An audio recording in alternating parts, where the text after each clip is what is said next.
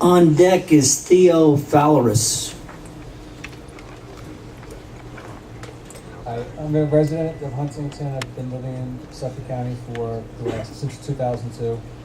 And as far as the spraying, I wasn't aware of the spraying until someone pointed out to me about 5 years ago. He said, look in the sky, and since they pointed out the trails, I see them every day. And my concern is they're spraying them up at about 30,000 feet. Whoever is spraying them they're not responsible, and they're not accountable for where they're falling, and the consequences to us are, there are basically 4 different consequences. One is economic consequences.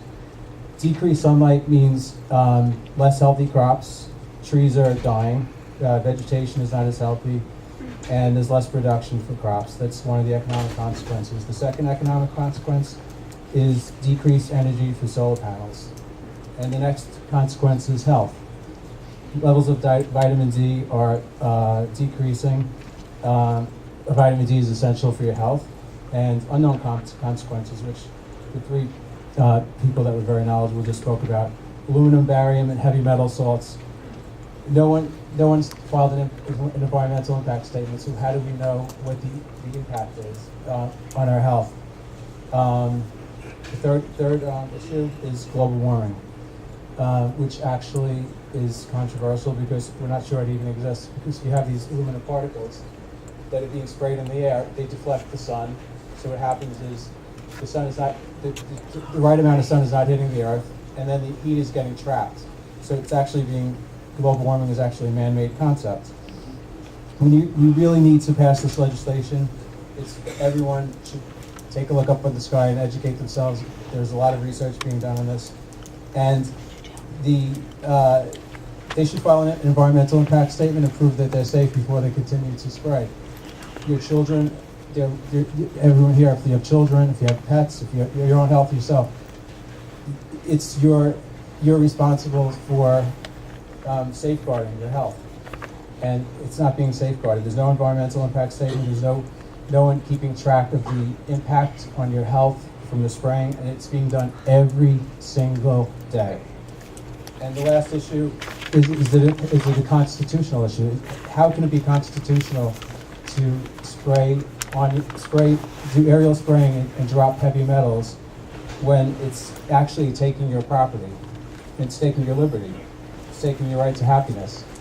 I'm a lawyer by trade, and that's what I've been doing for 20 years. So if anyone needs any legal research, I'm giving it to you for free on this issue, because this to me is the most important issue in the world, facing every one of you. Your life depends upon it.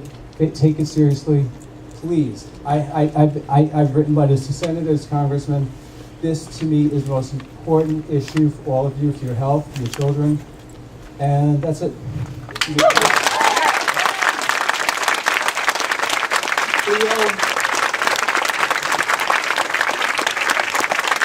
Followed by John Minuwana. Go ahead, Theo. I live in East Hampton, and my daily experience when I drive around and I go to Montauk in Southampton is that when airplanes they enter Montauk, they turn on the aerosol spray, and they spray up to Southampton, and then they stop. And the patterns that I see, they are cross, X's, and the spray is heavy and goes on every day. Several years ago, I was walking with a friend of mine about a mile in the morning, every morning, and I witnessed a very heavy spraying that month of January, and I got scared and I didn't walk anymore. But my friend continued walking. This person has a very robust health and is a very strong and healthy person. She came down with a case of persistent bronchitis for 2 months that couldn't shake it with antibiotics or anything. So there is no absolute proof there, but there is evidence that there's something bad happening there. And also, I would like to say that man can live without food for about 60 days, without water for about 12 days, but without air, he can live 5 minutes.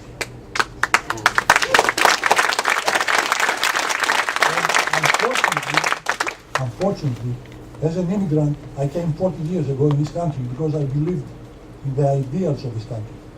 And now I see that we have turned everything upside down, and it's a grotesque example of what used to be the United States.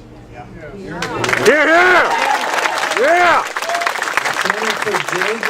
Jennifer Jager.